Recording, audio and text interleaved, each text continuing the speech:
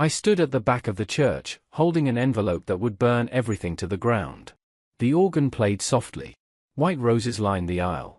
She looked beautiful in her dress, ivory lace, long sleeves, a veil like falling snow.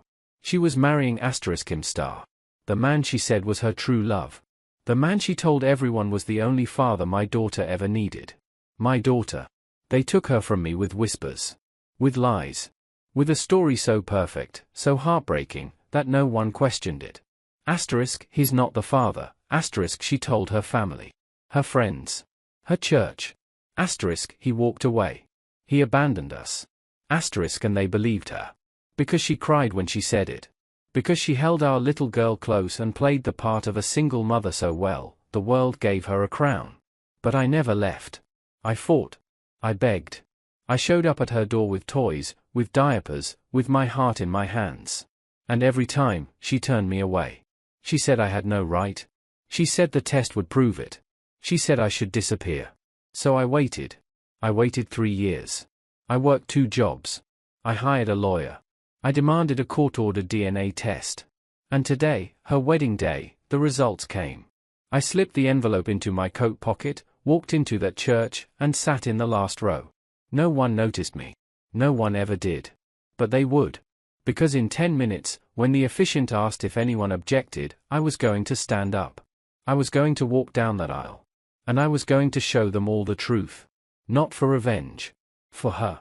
For my daughter. For Iris. I met her at a farmer's market on a Sunday in June, and I didn't know it yet, but that was the day my life began and ended at the same time. The air smelled like lavender and fresh bread, the kind of Sunday morning that feels slow and golden, like the world is taking a breath before starting again. The sun was too bright, the kind that made you squint and smile without meaning to, that turned everything soft and warm. I wasn't planning to stop.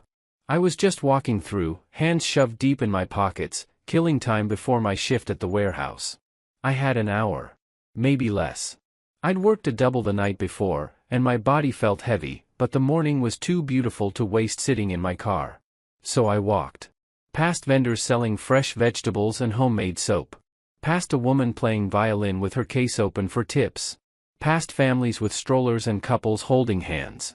And then I saw her. She was sitting under a white canopy at the edge of the square, surrounded by paintings. Small watercolors, beaches, sunsets, quiet houses by the sea. They were delicate. Haunting, almost. Like she'd painted them from memory and didn't want to remember too clearly. There was something fragile about them. Something that made you stop and stare, even if you didn't understand why. I stopped in front of one. A pale blue coastline. Soft waves lapping at the shore. A single house in the distance, half hidden by fog. The sky was gray and endless. It looked lonely. Beautiful and lonely. That one's my favorite, she said. Her voice was soft. A little shy. Like she wasn't used to people stopping. I looked up. She had dark hair pulled into a messy bun, a few loose strands falling across her face. Brown eyes that looked tired but warm, like she'd been awake too long but didn't mind. A paint-stained apron over a white dress. A small, careful smile that didn't quite reach her eyes. It reminds me of my mom's place, I said. Down in Rockport. She lived by the water. I painted it there, she said. Last summer. I stayed in a little cottage for a week and just painted. She tucked a strand of hair behind her ear. Her hands were covered in faint traces of blue and white paint. Her nails were short, unpolished. Real. I couldn't stop looking at them. It's beautiful, I said. Thank you. We stood there for a moment, not saying anything. The market buzzed around us, voices, laughter, the sound of a busker playing guitar somewhere behind us. But it felt quiet. Like we were the only 2 people there. Like the world had narrowed down to just this moment. How much? I asked. She told me. $20. It wasn't expensive. But I only had $40 in my wallet, and I needed gas money to get to work. I bought 3. She blinked, surprised. You don't have to. I want to. She smiled. A real one this time. It transformed her face. She wrapped them in brown paper and tied them with string, her fingers moving carefully, slowly, like she was wrapping something precious. Something she didn't want to let go of. When she handed them to me, our hands touched. Just for a second. I felt it in my chest. Like something clicking into place. Asterisk, can I ask your name? Asterisk, I said. Asterisk, Elise. Asterisk. Asterisk, I'm Ethan. Asterisk. Asterisk, nice to meet you, Ethan. Asterisk. She smiled again. Softer this time. We talked for 20 minutes. Then an hour. She told me she'd been painting since she was a kid. That her grandmother taught her, that they used to sit on the porch together and paint the same tree over and over, watching how the light changed throughout the day. That she worked part-time at a bookstore downtown but dreamed of doing this full-time, selling her art, living by the coast, being free. Asterisk, what about you? Asterisk, she asked. I told her I worked at a warehouse during the day. That I was studying architecture at night school. That I didn't have much, but I was working toward something. That someday, I wanted to design buildings that made people feel safe. That made them feel like they belonged somewhere. She didn't look at me like I was nobody. She didn't look at me like I was just a warehouse worker with paint-stained boots and tired eyes. She looked at me like I mattered. Like I was already someone. By the time I left, the sun was lower in the sky, casting long shadows across the square. I was late for work. I didn't care. Asterisk, can I see you again? Asterisk, I asked. She hesitated. Just for a second. Her smile faltered, like she was weighing something I couldn't see. Like she was deciding whether to let me in or keep the door closed. Then she nodded. Asterisk, yeah. I'd like that. Asterisk. She wrote her number on the back of a business card, hand-painted, with a tiny watercolor flower in the corner. I kept it in my wallet for 3 years. Even after everything fell apart. Even after she told the world I didn't matter. That summer, we were inseparable. We walked on the beach at sunset, the sky turning pink and orange and purple, the waves quiet and slow. We stayed up late in her tiny apartment, drinking cheap wine and talking about everything, our childhoods, our dreams, the things we were afraid of. She painted, and I watched. I sketched buildings I wanted to design someday, and she said they looked like dreams made of paper. She told me she'd been hurt before. That her ex had cheated on her with her best friend. That she didn't trust easily anymore. That she was scared of letting someone in and watching them leave. I told her I wasn't him. I told her I'd prove it. And I meant it. God, I meant it. By September, we were living together. Her apartment was small, 1 bedroom, peeling wallpaper, a kitchen the size of a closet, but it felt like home. I'd come home from work covered in dust and sweat, and she'd be painting by the window, barefoot, humming something under her breath. I'd kiss the top of her head. She'd lean into me. We'd cook dinner together, pasta, salad, nothing fancy, and we'd eat on the couch and watch old movies until we fell asleep. It was simple. It was everything. And then, one night in November, everything changed. I came home late. She was sitting on the couch, staring at something in her hands. Her face was pale. Her eyes were red. Asterisk, Elise? Asterisk. She looked up at me. She was holding a pregnancy test. 2 pink lines. She was crying. I thought she was scared. I thought she didn't want it. I thought she was going to tell me it was over. But when I sat beside her and held her, she whispered, Asterisk, I'm happy. Are you? Asterisk. I kissed her forehead. I held her face in my hands. I looked into her eyes and said the truest thing I'd ever said. Asterisk, I've never been happier. Asterisk. And I meant it. I didn't know yet that happiness could be stolen. I didn't know yet that love could be rewritten. I didn't know that in less than a year, she would look me in the eyes and tell me I wasn't the father. That she would take everything from me and call it mercy. But that night, in her small apartment, with her trembling in my arms, I thought we were going to be okay. I thought we were going to be a family. I thought I was enough. I was wrong. The pregnancy changed everything. Not in the way I expected. Not in the gentle, glowing way people talk about in movies, where the woman gets this radiant smile and the man puts his hand on her belly and everything is soft and perfect. It was harder. Darker. Like something heavy had settled over us, and we were both trying to hold it up without asking for help. Elise was sick almost every day. Morning sickness that lasted all day. She couldn't paint. She couldn't work. She couldn't even look at food without turning green. She stayed in bed, pale and exhausted, staring at the ceiling like she was somewhere else. somewhere I couldn't reach. I picked up extra shifts. Doubles. Sometimes triples. I worked until my hands ached and my back screamed, until I couldn't feel my feet anymore. I came home at midnight smelling like sweat and cardboard, and I'd find her in the same position I'd left her, curled on her side, facing the wall, one hand resting on her growing belly. I'd cook her soup. She wouldn't eat it. I'd sit on the edge of the bed and rub her feet. She wouldn't look at me. But she'd hold my hand. And I thought that was enough. I read to her from baby books I bought at the thrift store. Books with soft illustrations and lists of names we'd never use. Asterisk, what about Oliver? Asterisk, I'd ask. She'd shake her head. Asterisk, Maya? Asterisk, another shake. Asterisk, Iris? Asterisk, she'd pause. Asterisk, I like Iris. Asterisk, she'd whisper. And I'd smile, even though I knew she wasn't really there with me. Not fully. I started setting up the nursery in the corner of our bedroom. We didn't have a second room, so I carved out a space near the window. I hung sheer curtains to let the light in. I painted the walls pale yellow because she said it reminded her of morning light. Of her grandmother's house. Of safety. I built the crib myself. I'd never built anything before. Not really. I could read blueprints. I could sketch buildings. But actually building something with my hands? That was different. The instructions were in Swedish. The screws didn't fit. The wood was rough and unforgiving, and my hands bled from splinters I didn't bother pulling out. I worked on it late at night after Elise fell asleep, hunched over in the corner of the bedroom with a single lamp and a screwdriver that kept slipping. But I finished it. It wasn't perfect. One side was slightly uneven. The paint was streaky in places. But it was solid. It was safe. It was made with love. When Elise saw it, she cried. She stood in the doorway, one hand on her belly, and she cried. Asterisk, you really love us, don't you? Asterisk. I walked over to her. I held her face in my hands.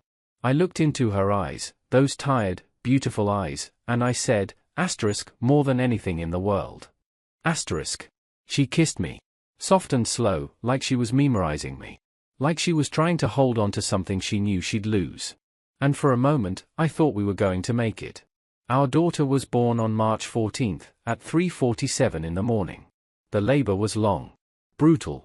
19 hours of contractions that came faster and harder until Elise was screaming and crying and gripping my hand so hard I thought she'd break it. I stayed beside her the entire time. I counted through every contraction. Asterisk, breathe, asterisk, I said. Asterisk, you're doing so good. You're so strong. Asterisk, I told her I was proud. I told her I loved her. I told her we were almost there. And then, finally, after 19 hours that felt like 19 years, Iris came into the world. Tiny. Red-faced. Screaming at the top of her lungs. The nurse placed her on Elise's chest, and I watched my entire life change. This was it. This was everything I'd ever wanted. Elise was sobbing.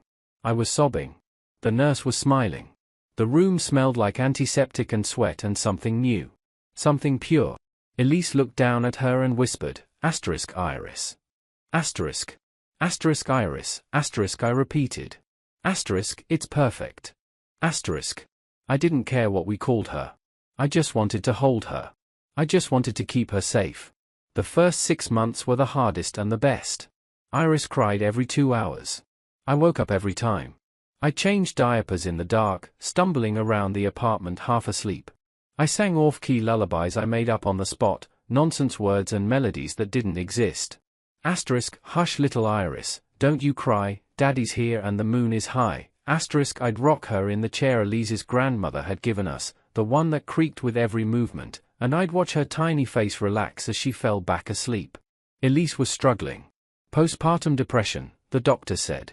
She couldn't bond with Iris. She couldn't get out of bed most days. She'd stare at the wall for hours, silent and unreachable. So I carried more. I didn't mind. I took over the night feedings. The diaper changes. The doctor's appointments. I'd hold Iris in the rocking chair at 3 a.m., her tiny body curled against my chest, and I'd think, asterisk, this is what I was made for. Asterisk. But something was changing. Elise stopped looking at me. She flinched when I touched her. She spent hours on her phone, scrolling, typing, deleting. She'd lock the screen whenever I walked into the room. She started going out more, asterisk, just for a walk, asterisk she'd say. Asterisk, I need air. Asterisk she'd be gone for hours. One night, I woke up and she wasn't in bed. I checked on Iris. She was sleeping peacefully in her crib. I walked through the apartment. The bathroom light was on. I found Elise sitting on the floor in the dark, her back against the bathtub, crying. Asterisk, what's wrong? Asterisk, I whispered. She locked her phone screen and set it face down on the tile. Asterisk, nothing. Asterisk. Asterisk, Elise, talk to me, asterisk. Asterisk, I said it's nothing. Asterisk. Her voice was sharp. Cold. Like I was bothering her. I sat down beside her. I reached for her hand. She pulled away. Asterisk, please, asterisk, I said. Asterisk, just tell me what's going on. Asterisk.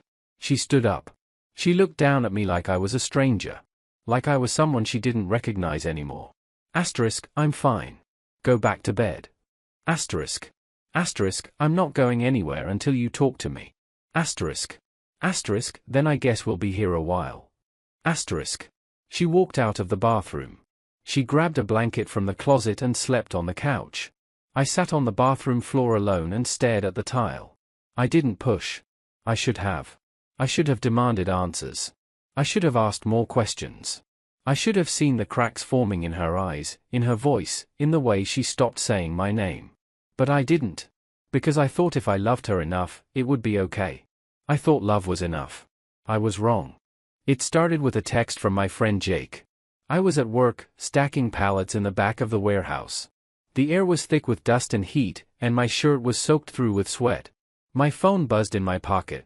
I ignored it at first. I was on a deadline, and my supervisor was watching from across the floor, arms crossed, waiting for me to mess up. But it buzzed again. And again. And again. I pulled it out. Jake asterisk dude, what's going on with you and Elise? I stared at the screen, confused. I wiped the sweat from my forehead with the back of my hand. Me asterisk, what do you mean? 3 dots appeared. Then disappeared. Then appeared again. Jake asterisk check Instagram. He sent me a screenshot. It was a post from Elise's Instagram. A photo of Iris, sleeping in her crib. Soft morning light streaming through the window. Her tiny hand curled into a fist. She looked peaceful. Perfect. The caption read, asterisk, being a single mom is the hardest thing I've ever done. But I wouldn't trade her for the world. We're stronger without him. Red heart asterisk. I read it twice. Then 3 times. Without him. I was still living in the apartment. I'd made breakfast that morning, scrambled eggs and toast.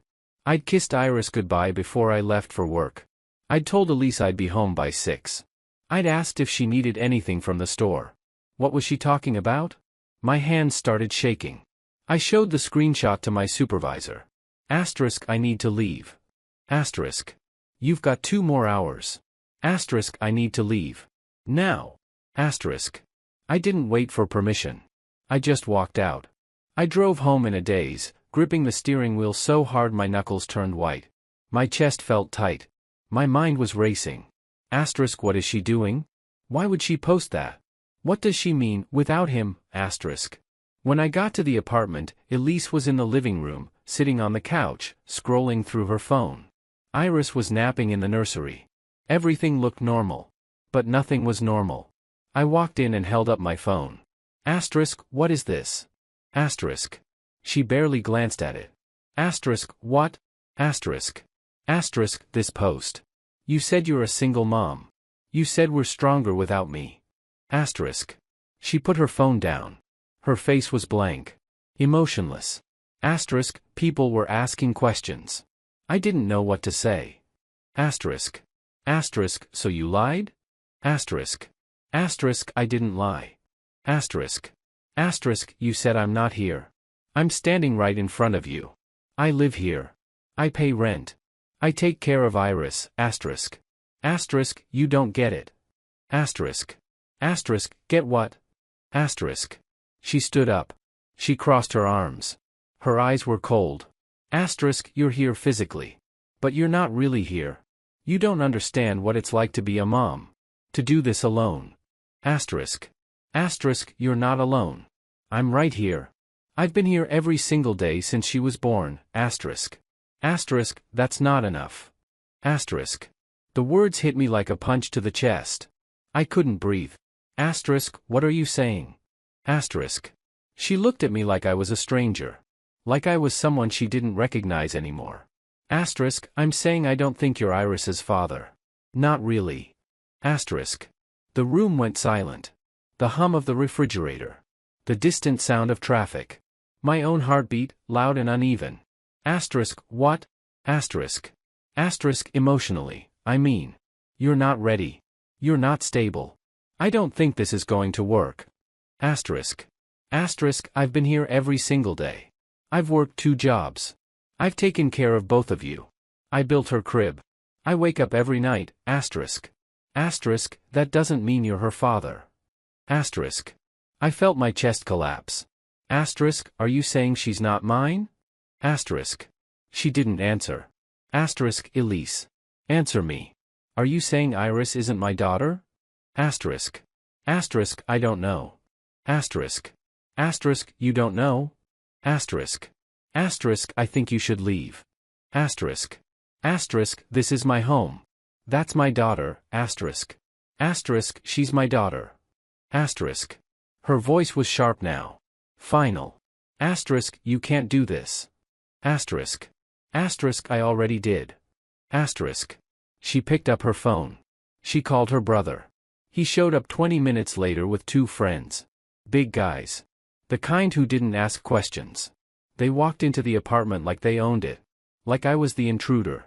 Pack your stuff, her brother said. This is my apartment too. Asterisk, not anymore. Asterisk. They started packing my things. Clothes. Books. The paintings I'd bought from her at the farmer's market. My toothbrush. My sketches. Everything.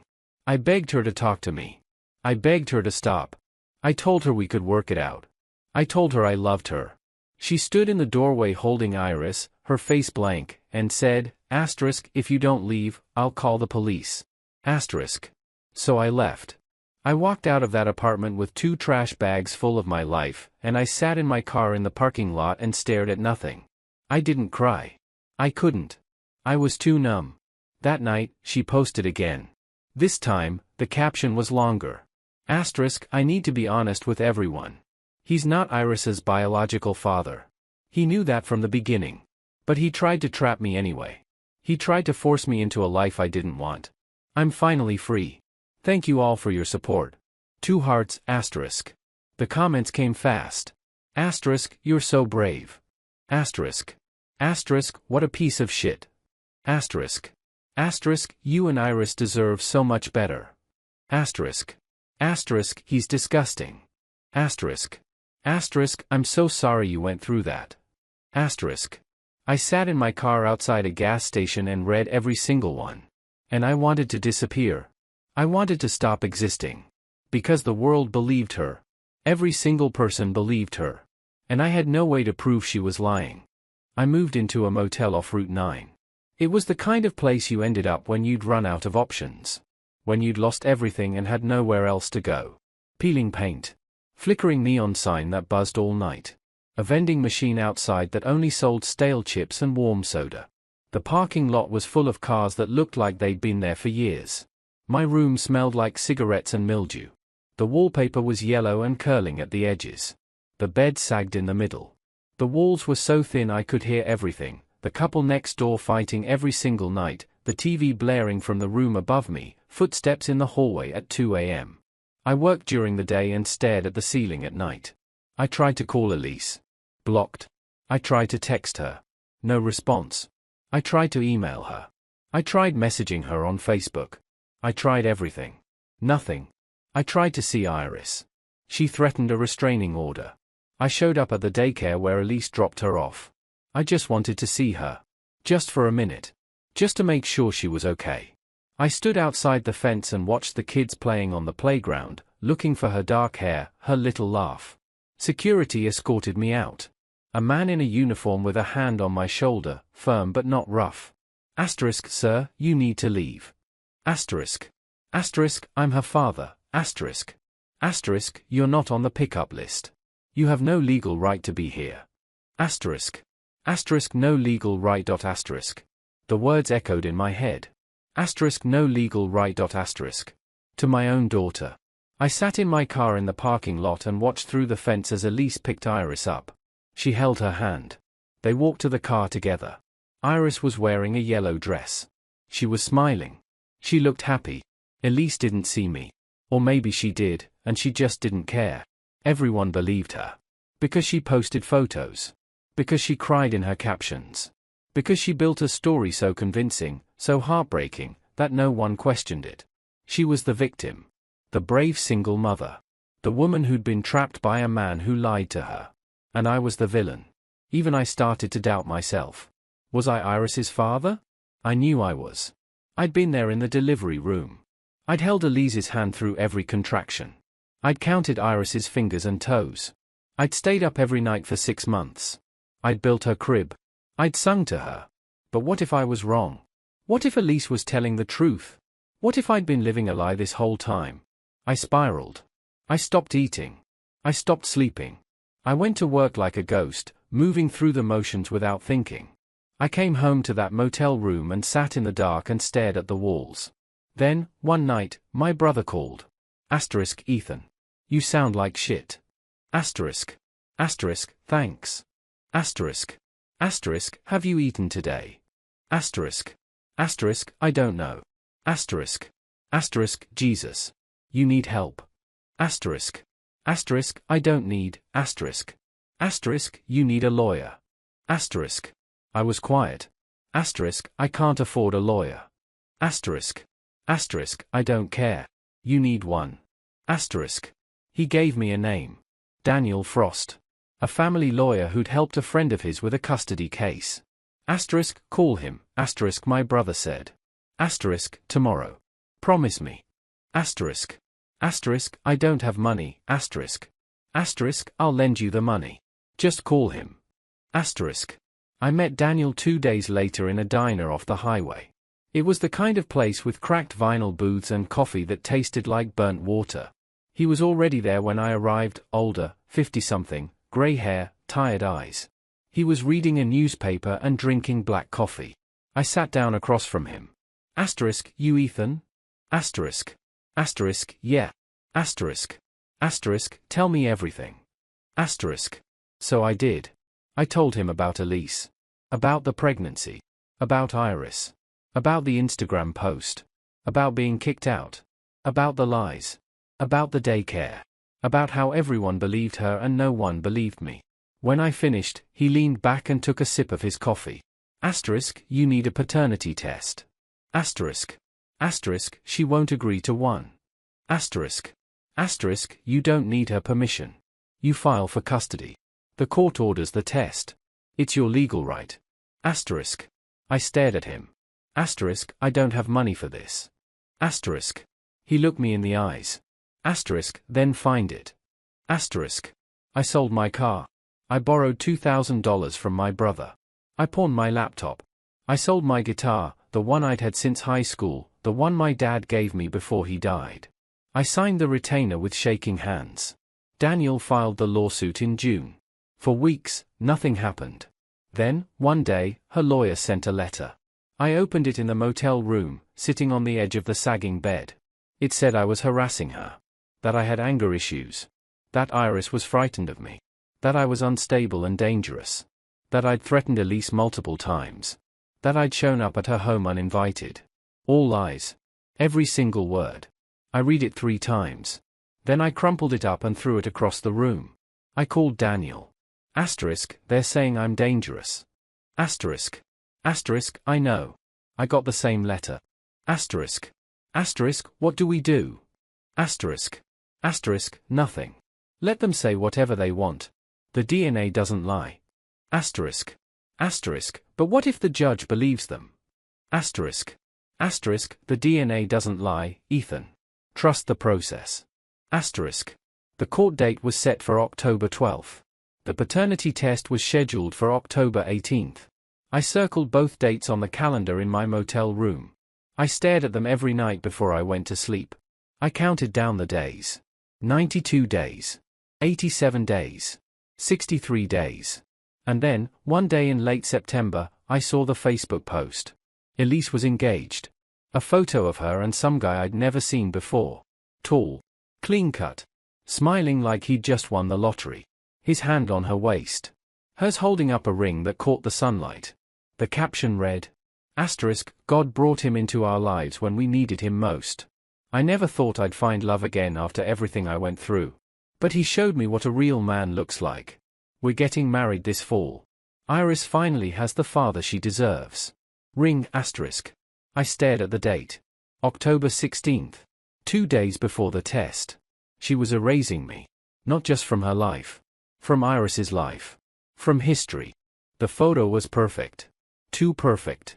Elise in a white sundress, barefoot on a beach. The ocean behind her, golden hour light making everything glow. A man beside her, tall, clean-cut, the kind of guy who looked like he belonged in a toothpaste commercial. His hand on her waist. Hers holding up a ring that caught the sunlight. They looked happy. They looked like a family. The caption read, God brought him into our lives when we needed him most. I never thought I'd find love again after everything I went through. But Michael showed me what a real man looks like. What it means to be protected. To be loved. To be safe. We're getting married this fall, and I can't wait to start this new chapter. Iris finally has the father she deserves. Ring sparkles. The comments were full of hearts and congratulations. OMG, so happy for you.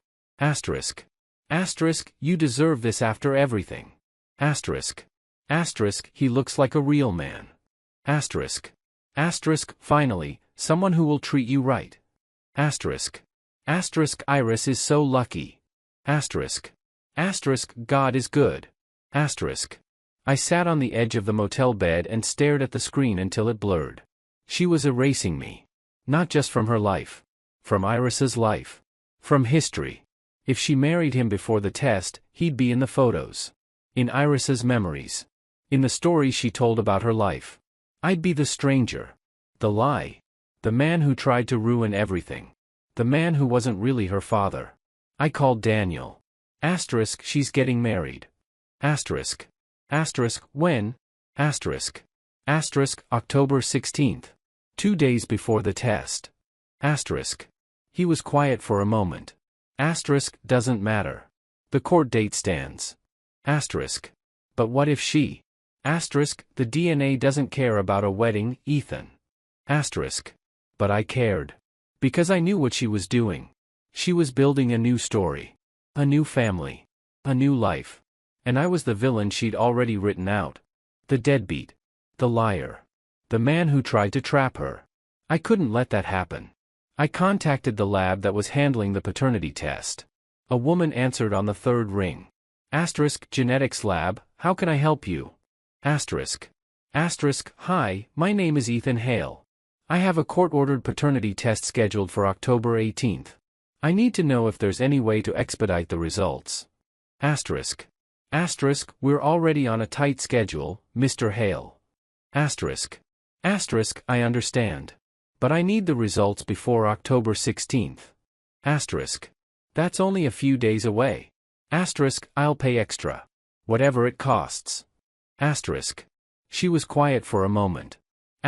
Sir, that's nearly impossible.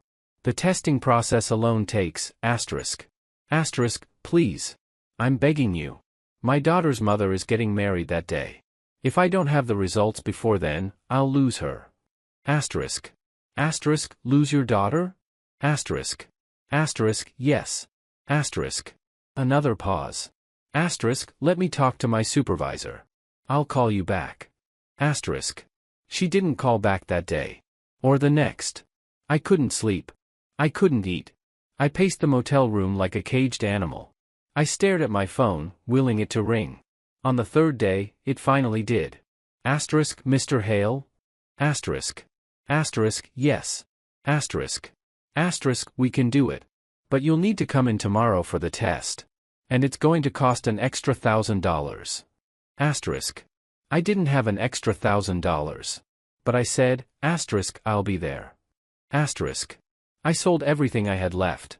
My watch. My bike. A box of my dad's old tools I'd been keeping in storage. I called my brother again. I need another loan. Ethan. Asterisk, please. This is the last time. I swear. Asterisk. He wired me the money that night. I went to the lab the next morning. They swabbed the inside of my cheek. It took 2 minutes. Results will be ready on October 14th, the woman said. 2 days before the wedding. Thank you, I said. Asterisk, thank you so much. Asterisk. On October 14th, my phone rang at 9:47 a.m. Asterisk, Mr. Hale? Your results are ready. Asterisk. I drove to the lab. My hands were shaking so hard I could barely hold the steering wheel. I kept having to wipe my palms on my jeans. My chest felt tight. My vision was blurry. This was it. This was the moment that would decide everything. When I got to the lab, the woman at the desk handed me an envelope. Good luck, she said. I sat in my car in the parking lot. I stared at the envelope for a full minute before I opened it. My hands were shaking. I tore it open. Paternity test results. Alleged father, Ethan Hale. Child, Iris Hale. Probability of paternity, 99.97%. I read it once. Twice. 3 times. Then I put my head on the steering wheel and cried. I was her father. I had always been her father. Every night I stayed up with her. Every diaper I changed. Every lullaby I sang. Every moment I spent loving her, it was real. I wasn't crazy. I wasn't a liar. I was her father. I took a photo of the results on my phone. I drove to a FedEx and printed 10 copies. I folded them carefully. I put one in the inside pocket of my coat, right over my heart. Then I went home to the motel and pulled out my phone. I went to Facebook. I found the wedding invitation. Elise had posted it publicly, shared it in a group for her church. You're invited. Join us as Elise and Michael begin their forever. October 16th, 2:00 p.m. St. Mary's Church. There was an RSVP link. I clicked it. I entered my name. Ethan Hale, one guest. I hit submit. I was going to that wedding. And I was going to tell the truth. The church was full. I arrived early, before most of the guests, when the parking lot was still empty and the only sound was the wind moving through the trees. I wore a borrowed suit, my brother's, 2 sizes too big in the shoulders. I'd shaved that morning. Combed my hair. I looked in the mirror and barely recognized myself. I looked like a man who'd been through hell and come out the other side. Because I had. I sat in the last row, near the door, where no one would notice me. I'd lost weight over the past few months, 20 pounds, maybe more. My face was gaunt. My eyes were hollow. I looked like a ghost. No one recognized me. The guests arrived in waves. Elise's family first, her parents, her brother, her aunts and uncles. Then her friends. People I used to know. People who'd stopped answering my calls. People who'd blocked me on social media. People who believed every word she said. They laughed. They hugged. They took photos in front of the church. They talked about how beautiful everything was. No one looked at me. I was invisible. The bridesmaids arrived next, walking up the steps in blush pink dresses. Then the groomsmen in black suits. Everyone was smiling. Everyone was happy. I gripped the envelope in my pocket. The organ started playing. Everyone stood. The bridesmaids walked down the aisle first, one by one, holding bouquets of white roses. Then the groomsmen. Then the ring bearer, a little boy, maybe 5, carrying a pillow with 2 gold bands. And then the flower girl. Iris. She was wearing a tiny white dress with lace sleeves. A ribbon in her dark hair. She carried a small basket of rose petals and scattered them carefully, one by one, smiling at the crowd. She didn't see me. My chest cracked open. She was so big. So different. I'd missed a year of her life. A year of her growing, learning, laughing. A year of her becoming someone I didn't know anymore. A year I'd never get back. The organ music swelled. Everyone stood. Elise walked down the aisle on her father's arm. She looked radiant. Untouchable. Like a painting come to life. Her dress was ivory lace, long-sleeved, with a train that trailed behind her. Her veil was soft and delicate, like falling snow. She was smiling, that same shy smile I'd fallen in love with at the farmer's market. The man at the altar, Michael, her groom, looked at her like she was salvation. Like she was the best thing that had ever happened to him. I felt sick. The officiant began. Asterisk, dearly beloved, we are gathered here today to witness the union of Elise Marie Carter and Michael James Thompson in holy matrimony. I stopped listening. I stared at Iris. She was standing next to one of the bridesmaids, holding her hand, swinging her basket back and forth. She looked happy. Did she remember me? Did she even know who I was anymore? The officiant kept talking. About love. About commitment. About God's plan. I gripped the envelope tighter. They read scriptures. They sang hymns. Michael's best man gave a toast about how Michael had saved Elise and Iris. About how he was a real man who stepped up when no one else would. The crowd clapped. I wanted to scream. Finally, they reached the vows. Michael went first. He talked about how much he loved Elise. How he promised to protect her and Iris. How he'd be the father Iris never had. The crowd sighed. Elise went next. She talked about how Michael rescued her. How she'd been so broken and he put her back together. She cried. Everyone cried. I felt my jaw clench. The officiant smiled. If anyone here has reason why these two should not be wed, speak now or forever hold your peace. The room was silent. I stood up. The sound of my chair scraping the floor echoed through the church like a gunshot. Every head turned. 200 people stared at me. Elise's face went white. Excuse me, I said. My voice cracked. I'm sorry to interrupt. But there's something everyone here needs to know. Her brother stood up. Get the hell out. Now. No. I started walking down the aisle. People gasped. Whispered. Elise's mother put her hand over her mouth. Michael looked confused. Elise's hand started shaking. I pulled the envelope from my pocket. She told you I wasn't the father, I said. My voice was louder now. Steady. She told you I abandoned them. That I knew Iris wasn't mine. That I tried to trap her. But that's a lie. I held the envelope up. This is the DNA test. Court ordered. Completed 2 days ago. I am Iris's biological father. Probability of paternity, 99.97%. I always have been. The officiant looked at Elise.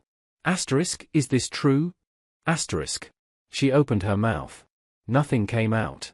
I walked up to the front. I knelt down in front of Iris. She looked at me with her big brown eyes, the same eyes I'd stared into the night she was born. Hi, sweetheart. She tilted her head. Do you remember me? She studied my face for a long moment. Then she smiled. Daddy. The word shattered me. I nodded. Yeah, baby. It's me. She dropped her basket and threw her arms around my neck. And for the first time in a year, I felt whole. The church erupted. What the hell is this? Who is that? Is that him? Someone call security. Her father shouted. Her brother lunged toward me. Someone grabbed his arm and held him back. The bridesmaids backed away. The groomsmen stood frozen, unsure what to do. Michael stood at the altar, staring at Elise like he'd never seen her before. Is it true? He asked. His voice was quiet. Broken. Elise's hands were shaking. Tears streamed down her face, smudging her makeup. Black mascara ran down her cheeks. I didn't, did you lie about him? She didn't answer. Michael took a step toward her. Elise. Look at me. Did you lie? She sobbed. I was scared. That's not what I asked. Did you lie about him being Iris's father? Silence. I stood up, still holding Iris. She clung to me, her small hands gripping my shirt, her face buried in my shoulder. I was there every day, I said. My voice was loud now. Strong. Clear. I worked 2 jobs to support you both. I built her crib with my own hands. I woke up every 2 hours to feed her. I changed her diapers. I sang to her every night. And you kicked me out and told everyone I abandoned her. Her mother gasped, her hand flying to her mouth. Asterisk Elise, what did you do? Asterisk. I didn't mean. Asterisk, what did you do? Asterisk her father repeated. His voice was hard. Angry. Elise collapsed onto the steps, sobbing into her hands. Asterisk, I was scared. I didn't know if I loved him. I didn't know what to do. I thought if I just started over, asterisk. Asterisk, so you lied? Asterisk Michael said. His voice was rising now. Asterisk, you lied to me? To your family? To everyone? Asterisk. I didn't mean to. Asterisk, you told me he was a deadbeat. You told me he walked away. You told me he wasn't her father. You told me you were raising her alone. Asterisk. I felt alone. Asterisk, that's not the same thing. Asterisk. He stepped back. He ripped the boutonniere off his jacket and threw it on the floor. Asterisk, I can't do this. Asterisk. Michael, please. Asterisk, I can't marry someone who lies like this. Asterisk. He turned and walked down the aisle. Asterisk, Michael. Asterisk, she screamed. Asterisk, please. Don't leave me. Asterisk. He didn't stop. He walked out of the church and slammed the door behind him. The room was silent. 200 people stared at Elise, collapsed on the altar steps in her wedding dress, sobbing. Her bridesmaid stood frozen. No one moved to comfort her. Her brother started toward me.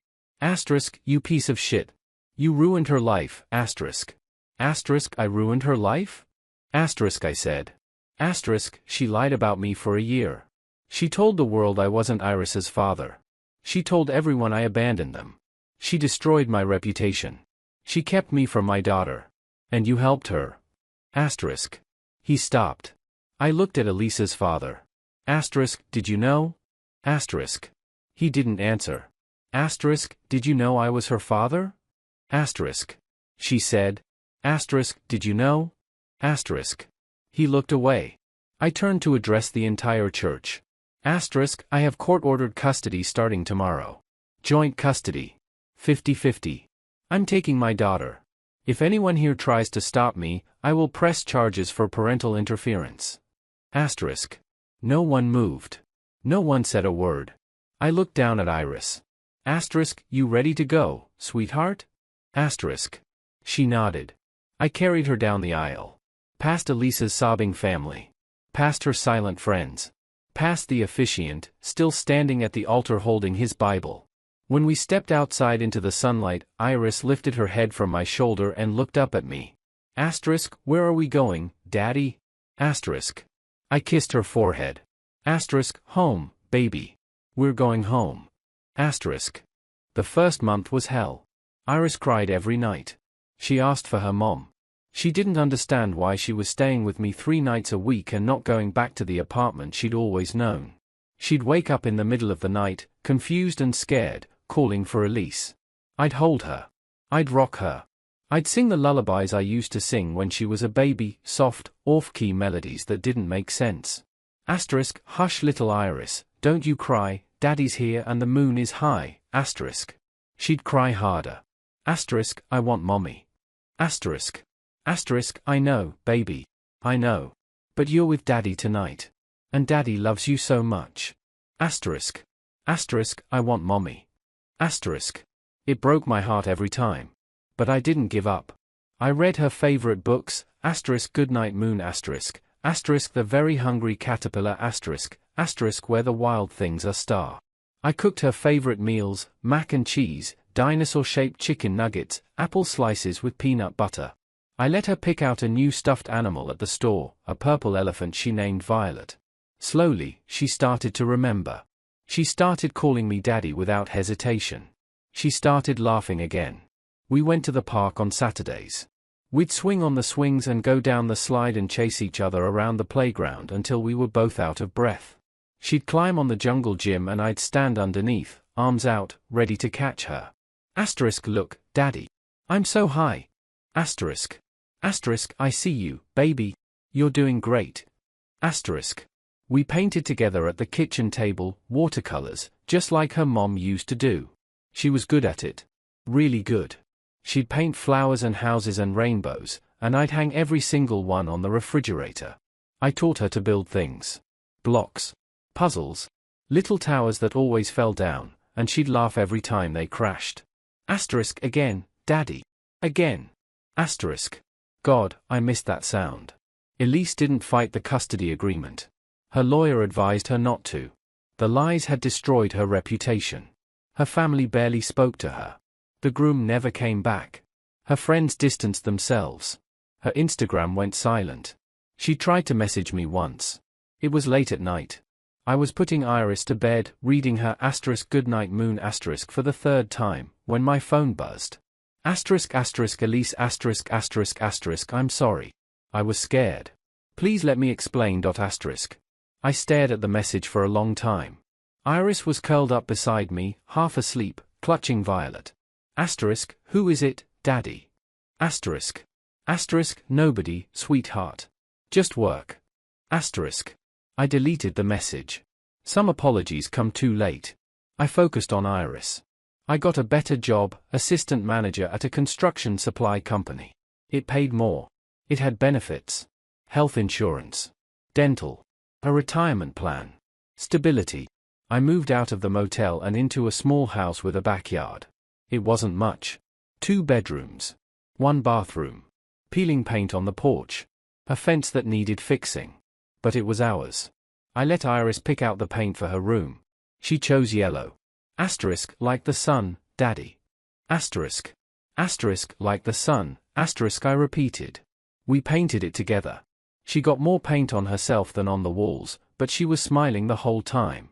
I planted flowers in the backyard, irises, because of her name. Purple and white. Years passed. Iris grew up strong. Smart. Kind. She knew the truth. I never hid it from her. But I also never spoke badly about her mother, not once. I let her see Elise on weekends when she wanted to. I didn't poison her against her. I didn't make her choose sides. I didn't use her as a weapon. I didn't turn her into a messenger between 2 broken adults. But she knew. She knew I fought for her when the world said I should walk away. She knew I never stopped trying, even when the doors kept slamming in my face. She knew I loved her more than anything in the world. When she turned 10, we were sitting on the porch one evening, watching the sun set over the neighborhood. The sky was pink and orange and purple, the kind of sunset that looks like a painting. Like something Elise would have painted back when we first met. She was quiet for a long time, just swinging her legs back and forth on the porch swing, holding Violet the purple elephant she'd had since she was 3. Then she said, "Daddy? Can I ask you something?" "Of course, sweetheart. You can ask me anything." She was quiet for another moment, like she was choosing her words carefully. "Why did Mommy lie about you?" I took a deep breath. The question I'd been preparing for. The question I knew would come eventually. Because she was scared, I said carefully. She didn't know how to handle everything that was happening. Being a mom was hard for her. Being with me was hard for her. And when people are scared, sometimes they make bad choices. Really bad choices. "But lying is wrong," she said. Her voice was small but certain. "You're right. It is. Did you forgive her?" I thought about it for a long time. I looked out at the irises in the backyard, tall and purple and white, swaying gently in the evening breeze. "I forgave her for me," I said. "Not for her. Because holding on to anger was hurting me more than it was hurting her. Forgiveness doesn't mean what she did was okay. It doesn't mean I forgot. It just means I'm not going to let it control my life anymore." She nodded slowly, processing my words like she was filing them away for later.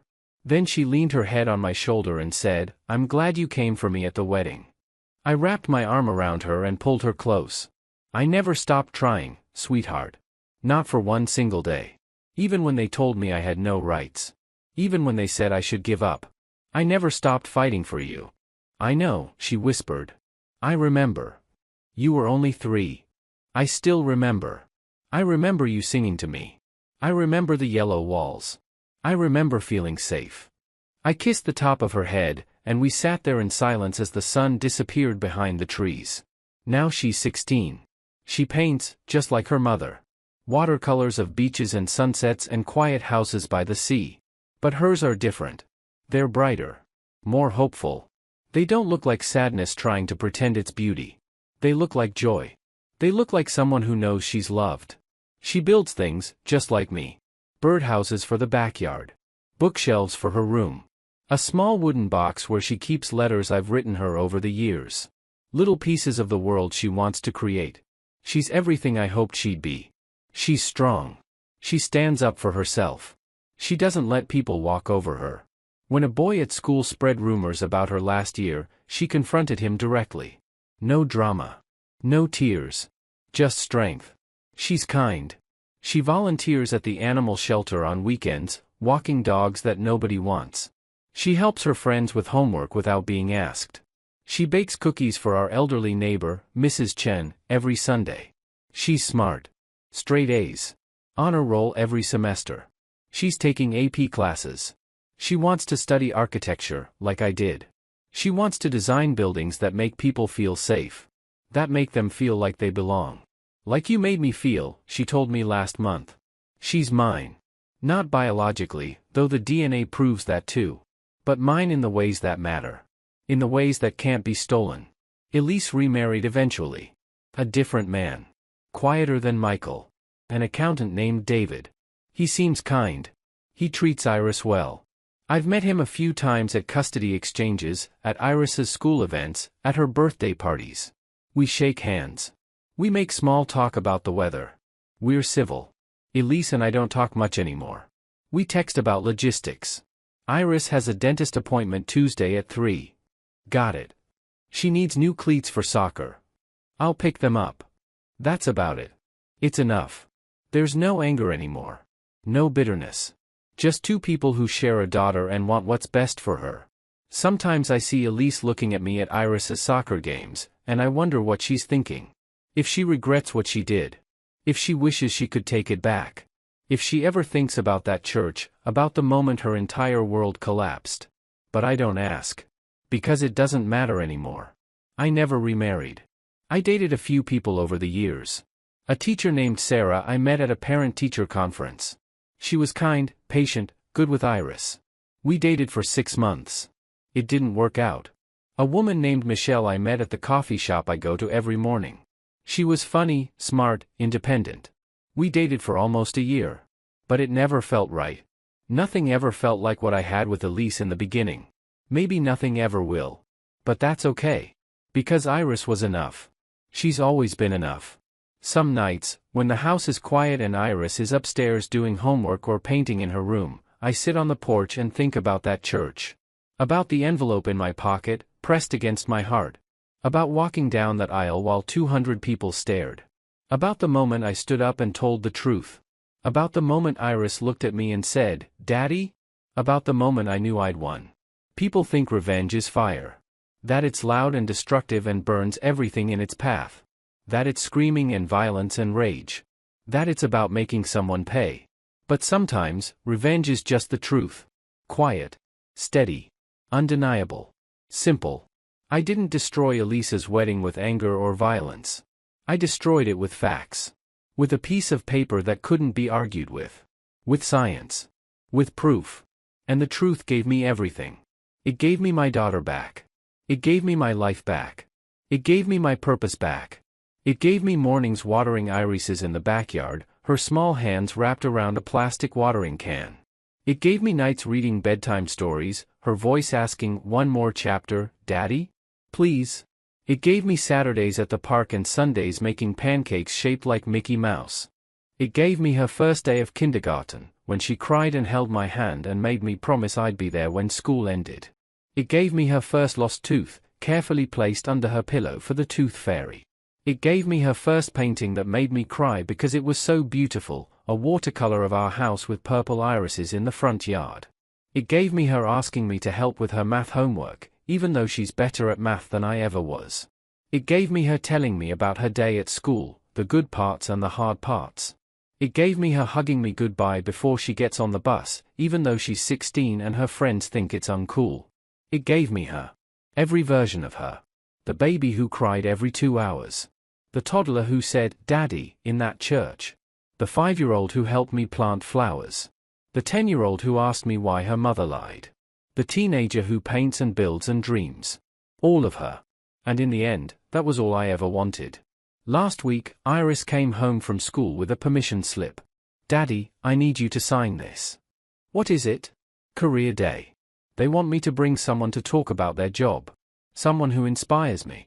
Who are you bringing? She looked at me like the answer was obvious. You. I felt my throat tighten. Me? I'm just a construction supply manager. You're not just anything, she said. You're the person who taught me that you never give up on the people you love. Even when it's hard. Even when everyone tells you to quit. That's more important than any job. I pulled her into a hug. I could never give up on you, sweetheart. You're my whole world. She hugged me back, tight and fierce. I know, Daddy. I've always known. That night, after she went to bed, I sat on the porch and looked up at the stars. Clear and bright and infinite. And I thought about that farmer's market 13 years ago. About the paintings. About Elise's shy smile. About the moment I decided to stop and look at her art instead of walking past. If I hadn't stopped that day, none of this would have happened. I wouldn't have Elise. I wouldn't have the heartbreak. I wouldn't have the lies. But I also wouldn't have Iris. And despite everything, despite the pain, despite the motel, despite the year I lost with my daughter, despite the wedding, despite all of it, I wouldn't change a single thing. Because she's mine. And I'm hers.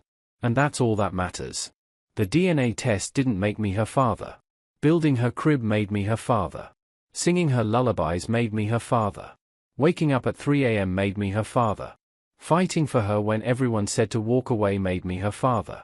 Never giving up made me her father. Love made me her father. And nothing, not lies, not distance, not time, not manipulation, could ever take that away. Some people spend their whole lives looking for their purpose. I found mine the moment I held her. And I've been living it every day since. People ask me sometimes if I'm bitter about what Elise did. If I hate her. If I want her to suffer. I tell them the truth. I don't hate her. I don't wish her harm. I don't want her to suffer. Because hating her would mean I'm still letting her control my story. And this story isn't about her anymore. It's about me and Iris. It's about the life we built together. It's about the mornings and the bedtimes and the ordinary moments that nobody posts on Instagram. It's about showing up. Every single day. Even when it's hard. Especially when it's hard. That's what being a father means. Not DNA. Not biology. Not a test result. Just love. And I'll keep showing up for her until the day I die. Because she's worth it. She's always been worth it. And that's the legacy I want to leave. Not revenge. Not bitterness. Not anger. Just love. Just a father who never gave up on his daughter. And a daughter who knew, without question, that she was loved. That's enough. That's everything.